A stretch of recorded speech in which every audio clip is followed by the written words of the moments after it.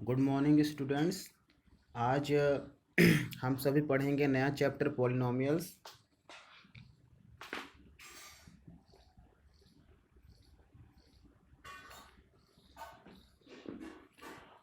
Polynomials हम लोग class 6 से पॉलिनोमियल्स पढ़ रहे हैं। क्लास 6 में हम लोग एल्जेब्रिक एक्सप्रेशन करके एक चैप्टर पढ़े थे।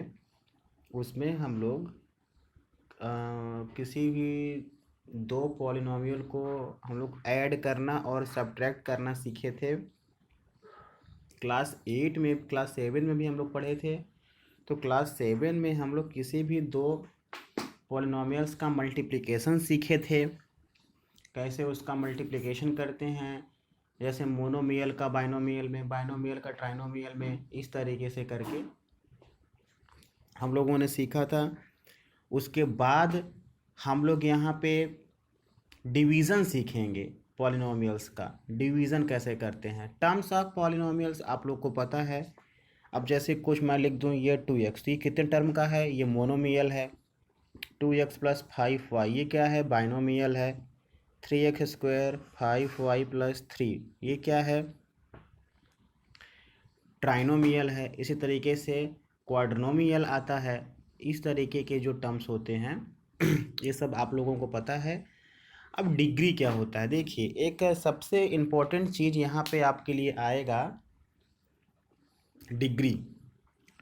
डिग्री आएगा और पॉलिनोमियल का स्टैंडर्ड फॉर्म आएगा, क्योंकि डिवीज़न के लिए हमेशा पॉलिनोमियल का स्टैंडर्ड फॉर्म पता होना बहुत ज़रूरी होता है। तो देखिए स्टैंडर्ड फॉर्म क्या होता है। जैसे मैं कोई पॉलिनोमियल लिख रहा हूँ तब आप लोग को समझ में आएगा कि उसका स्टैंडर्ड फॉर्म क्या होता है। जैसे मैं लिखा यहाँ पे 3y 5y² -7। अब देखिए यहाँ पे सबसे पहले हम लोग जानते हैं डिग्री क्या होता है। डिग्री जो होता है वो हाईएस्ट पावर होता है, हाईएस्ट पावर ऑफ वेरिएबल।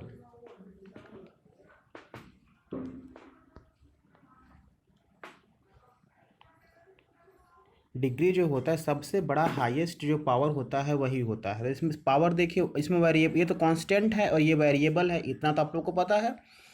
अब देखिए वेरिएबल में ये दो वेरिएबल हैं, दोनों वेरिएबल की डिग्री, दोनों वेरिएबल का पावर सबसे बड़ा कौन है, ये दो है। तो यही दो क्या हो जाएगा, इसकी डिग्री हो जाएगी। ये तो आपको डिग्री समझ में आ गया। अब देखिए स्टैंडर्ड फॉर्म क्या होता है।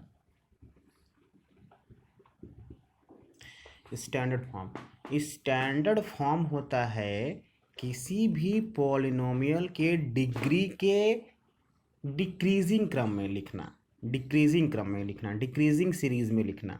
जैसे स्टैंडर्ड, अब हम बोल देंगे कि क्या ये पॉलिनोमियल स्टैंडर्ड फॉर्म में है, तो ये पॉलिनोमियल स्टैंडर्ड फॉर्म में अभी नहीं है, क्योंकि यहाँ पे इसकी डिग्री कुछ नहीं है। तो क्या है, 1 है, यहाँ पे क्या है, 2 है। अब एक बात बताइए, सबसे पहले बड़ी डिग्री वाला लिखा जाएगा, फिर उसके बाद उससे छोटा, फिर उसके बाद उससे छोटा, फिर उसके बाद उससे छोटा। इस तरीके से नंबर्स क्या किए जाएंगे, लिखे जाएंगे। तो स्टैंडर्ड फॉर्म में जब लिखा जाएगा तो सबसे पहले 5y², फिर ये 3y, फिर ये लास्ट में -7। इस तरीके से ये लिखे जाएंगे। अब आपको समझ में आ गया होगा कि किस तरीके से बोलते हैं इसे। इस स्टैंडर्ड फॉर्म में लिखने के लिए अगर आएगा तो इस तरीके से आप लिख देंगे। अब मान लीजिए इसी क्वेश्चन में अब एक और मैं क्वेश्चन आपको बता दूं। अब एक बात आप जान जाइए, सबसे पहले अगर कोई नंबर इस तरीके से लिखा है, 7 लिखा है, तो क्या ये पॉलिनोमियल है? हाँ, ये पॉलिनोमियल है। इस पॉलिनोमियल का नाम होता है कांस्टेंट पॉलिनोमियल। क्या नाम होता है, कांस्टेंट पॉलिनोमियल। क्यों? क्योंकि इस पॉलिनोमियल में सिर्फ कांस्टेंट है, कोई भी वेरिएबल नहीं है। लेकिन वेरिएबल ना होते हुए भी कोई वेरिएबल है, क्योंकि अब यहाँ देखिए इस 7 के पास साथ में अगर हम लोग यक्स और यक्स के पावर 0 लिख दें, तो इस यक्स के पावर 0 लिखने का कोई मतलब निकला? नहीं, क्योंकि किसी भी नंबर के पावर 0 का मतलब होता है 1।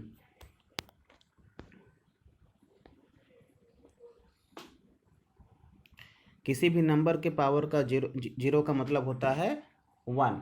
इसका मतलब हम ये कह सकते हैं कि अगर कोई नंबर 7 लिखा है तो पूछ दे अगर कि भैया क्या ये पॉलिनॉमियल है, तो हम लोग क्या बोलेंगे, हाँ yes 7 is a polynomial, but 7 is a constant polynomial. और आपका अगर इसका डिग्री पूछ देगा तो इसकी डिग्री कितनी होगी, इसके साथ आप कोई भी वेरिएबल लगा के उसके पावर क्या कर देंगे, 0। इसका मतलब इस पॉलिनॉमियल की डिग्री कितनी है, 0। मतलब किसी भी कांस्टेंट पॉलिनॉमियल की जो डिग्री होती है वो हमेशा कितनी होती है, 0 होती है। किसी भी कांस्टेंट पॉलिनॉमियल की डिग्री जो होती है वो 0 होती है। अब देखिए ये पता चल गया आपको। अब इसके बाद एक और इम्पोर्टेंट चीज़ आता है यहाँ पे कि किसी भी पॉलिनॉमियल में देखिए उसके डिग्री के हिसाब से पॉलिनॉमियल को बांटा गया है। जैसे मैं यहाँ पे लिखूँ 2x+5, इस पॉलिनॉमियल की डिग्री कितनी है, 1, क्योंकि x के पावर कुछ नहीं तो क्या है 1। सबसे बड़ा x का जो यहाँ जो वेरिएबल है उस वेरिएबल में जो पावर है वो 1 है। तो इस पॉलिनॉमियल को कहते हैं हम लोग लीनियर पॉलिनॉमियल। Linear polynomial. इसके बाद अगर मैं इस तरीके से लिख दूँ 2x² 3x+6, इस पॉलिनॉमियल की डिग्री कितनी है, 2, क्योंकि यहाँ पे देखिए x का यहाँ पे पावर 2 है, यहाँ कुछ नहीं होता क्या है 1। हाईएस्ट पावर कितना है 2, मतलब इसकी डिग्री कितनी है 2। इसकी जो डिग्री है वो 2। तो इस पॉलिनॉमियल को क्या कहेंगे हम लोग, इस पॉलिनॉमियल को कहेंगे हम लोग क्वाड्रेटिक पॉलिनॉमियल। Quadratic polynomial. अब उसके बाद आता है हमारा तीसरा, जिसमें अगर किसी पॉलिनॉमियल की डिग्री अगर p³ 9 p² + 1 ये लिखा हुआ, देखिए यहाँ पे इस पॉलिनॉमियल की डिग्री कितनी है 3, तो इसे हम लोग कहते हैं cubic polynomial.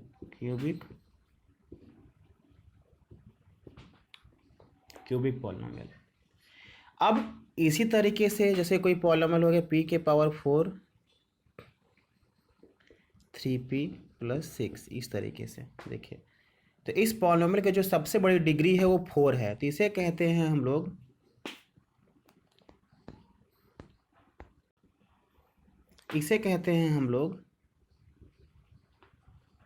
Quadratic polynomial. Quadratic या और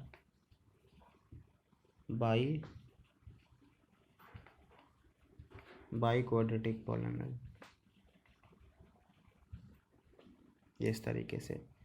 मतलब जिसकी डिग्री 1 है वो लीनियर पॉलिनॉमियल, जिसकी डिग्री 2 है वो क्वाड्रेटिक पॉलिनॉमियल, जिसकी डिग्री 3 है वो क्यूबिक पॉलिनॉमियल, और जिसकी डिग्री 4 है वो क्वाड्रिक या बाई क्वाड्रेटिक पॉलिनॉमियल। इस तरीके से देखिए मैं आपको बता दे रहा हूँ कि डिग्री क्या हो गया। इस स्टैंडर्ड फॉर्म आपको बता दिया मैंने कि स्टैंडर्ड फॉर्म में हमेशा डिग्री के बढ़ते क्रम में लिखते घटते क्रम में लिखते हैं। मतलब सबसे पहला सबसे बड़ा पावर, फिर उसका छोटा पावर, उसके बाद छोटा पावर, उसके बाद छोटा पावर, इस तरीके से करते हुए स्टैंडर्ड फॉर्म को हम लोग क्या करेंगे, मेंटेन करेंगे। अब देखिए अब इसके बाद ये हम लोग करेंगे पहला वर्कशीट। पहले वर्कशीट में क्या दिया हुआ है, अब देखिए एक चीज़ मैं आपको और बता देता हूँ। देखिए पॉलिनॉमियल में किसी भी वेरिएबल का जो पावर होगा वो हमेशा क्या रहेगा, power of every variable in any polynomial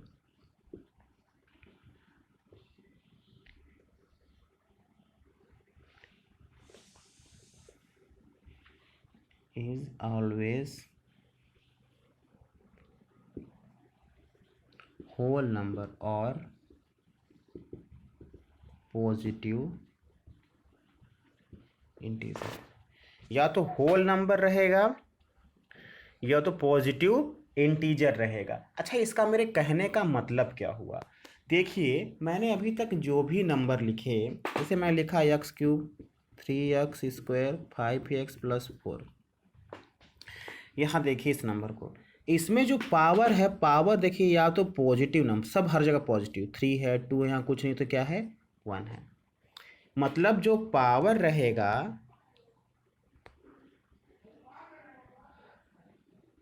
मतलब मेरे कहने का ये कि यहाँ पे जो पावर रहेगा वो हमेशा होल नंबर रहेगा या पॉजिटिव इंटीजर, या तो पॉजिटिव नंबर रहेगा या तो फिर जीरो होगा, ना तो नेगेटिव नंबर रहेगा, ना तो कोई फ्रैक्शन वाला नंबर रहेगा, ना तो रेशनल नंबर रहेगा, ना तो निगेटिव रहेगा, कुछ भी नहीं रहेगा, सिर्फ और सिर्फ पॉजिटिव इंटीजर रहेगा, तभी वो एल्जेब्रिक एक्सप्रेशन पॉलिनोमियल कहलाएगा, नहीं तो वो पॉलिनोमियल नहीं कहलाएगा। ये आपको समझ में आ गया होगा। अब इसके बाद हम करेंगे वर्कशीट फर्स्ट। वर्कशीट फर्स्ट में पहला क्वेश्चन कह रहा find out whether the given expression of the polynomial और नॉट। इसमें से ढेर सारे क्वेश्चंस लिखे हुए हैं, पूछ रहा है कि कौन कौन सा पॉलिनोमियल है, कौन कौन सा नहीं है। तो जैसे पहला लिखा हुआ है 5x³ माइनस 4x² प्लस 1/2। हाँ ये है, क्योंकि यहाँ देखिए x का पावर 3, x का पावर 2, बस आप वेरिएबल का पावर चेक कर लीजिए। अगर वेरिएबल का पावर अगर पॉजिटिव आ रहा है तो पॉलिनोमियल है, नहीं तो नहीं है। दूसरे में लिखा है √3। आपको कांस्टेंट से कोई मतलब नहीं है, कांस्टेंट कैसे भी लिखा रहे, z² माइनस 5 √z प्लस 6। देखिए अब z रूट में है, और आप लोग आप लोग को मैं बताया नहीं हूँ अभी, लेकिन आप लोग ये हमेशा ध्यान दीजिएगा कि जैसे कोई नंबर का रूट लगा हुआ है, इसका मतलब उसका पावर कितना है 1/2, उसका पावर 1/2 है। मतलब अब z भी एक वेरिएबल है, इसका भी पावर अगर आएगा तो वो फ्रैक्शन में आएगा, इसका मतलब ये पॉलिनोमियल नहीं है। तीसरा वाला पॉलिनोमियल है, मैं आपको बुक भेज दूंगा अभी PDF बना के, तो आप उसे देख लीजिएगा। अब उसके बाद फर्स्ट का 4 में देखिए लिखा है 7x⁻²/3, 8x⁻3/2 प्लस x², इस तरीके से लिखा हुआ है। तो अब आपको मैंने बताया था ना, क्या ये पॉलिनोमियल होगा?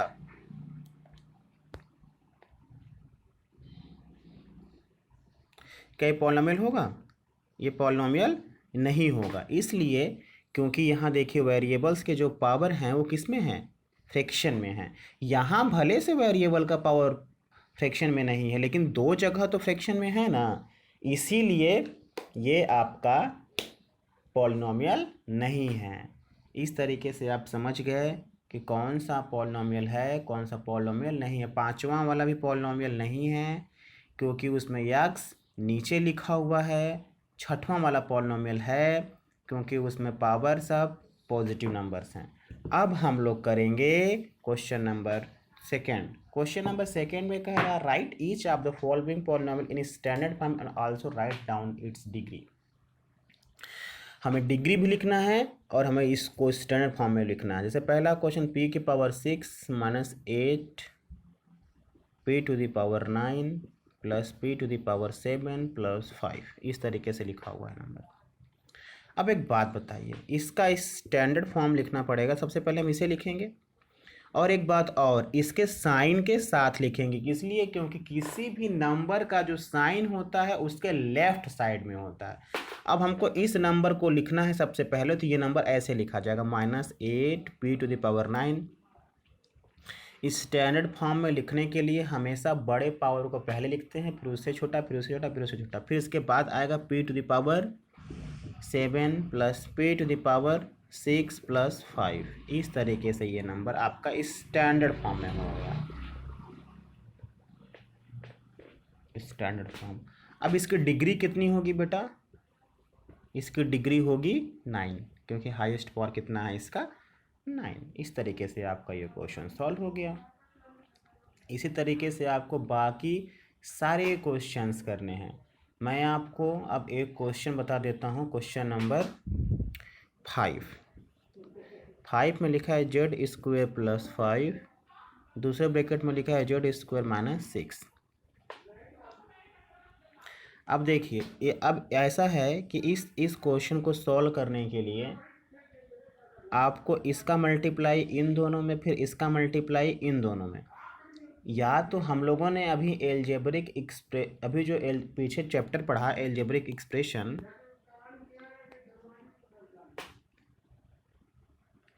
या तो फिर जो आइडेंटिटी पढ़ा है ना वो आइडेंटिटी यहाँ लगा सकते हैं हम लोग। कौन सी identity? X plus a x plus b is equal to x square a plus B x plus A b. ये आपकी चौथी आइडेंटिटी थी। अब देखिए इसमें यक्स की जगह पे क्या लिखा हुआ है? यक्स की जगह पे जेड स्क्वायर, तो जेड स्क्वायर। ए की जगह पे क्या लिखा है? 5। बी की जगह पे क्या लिखा है? -6, -6। और यहाँ पे जेड की जगह पे क्या है? एक्स की जगह पे क्या है? जेड स्क्वायर प्लस ए की जगह पे क्या है? 5 और बी की जगह पे -6। अब देखिए ये जेड टू द पावर 4 हो जाएगा, 5 में से 6 जाएगा तो -1 बचेगा, -1 प्लस कितना हो जाएगा? -1, और 1 लिखने की ज़रूरत नहीं है, ये जेड स्क्वायर और ये -30 आएगा। मतलब ये स्टैंडर्ड फॉर्म में तो पहले से लिखा हुआ है, इस तरीके से स्टैंडर्ड फॉर्म हो गया इसका। अब इसकी डिग्री कितनी होगी? डिग्री जो होगी इसकी वो आपकी हो जाएगी 4। डिग्री इसकी 4 हो गई। इस तरीके से आप इन सारे क्वेश्चंस को कर सकते हैं। मैं आपको एक और क्वेश्चन इसमें का बता देता हूं क्योंकि आपको दिक्कत ना हो, फिर उसके बाद आप पहले वर्कशीट को करिएगा। एक दिन में एक वर्कशीट पढ़ेंगे हम लोग। आज हम लोग ये पढ़ेंगे, कल नेक्स्ट वर्कशीट पढ़ेंगे y³ - 4 y³ - 5। अब देखिए क्यूब लिखा हुआ है यहाँ पे, फिर आप यहाँ पे लगाइए वही वाला formula x plus a x plus B. क्योंकि पहला टर्म जब बराबर रहता है तो यही दोनों लगाते हैं हम लोग फार्मूला। तो ये X square plus A plus B x plus A B. अब देखिए यक्स की जगह पे क्या है? y³, तो y³ का क्या हो जाएगा? स्क्वायर प्लस ए की जगह पे क्या है? -4, बी की जगह पे क्या है? -5, यक्स की जगह पे क्या है? y³ प्लस ए की जगह पे क्या है? -4, बी की जगह पे -5। अब इसका मल्टीप्लाई हो जाता है, हम लोग कल पढ़े हैं ना, 3 दूनी 6 हो जाएगा। अब ये देखिए -4 - 5 कितना हो गया? -9। तो -9 में प्लस का मल्टीप्लाई करेंगे तो माइनस ही आएगा।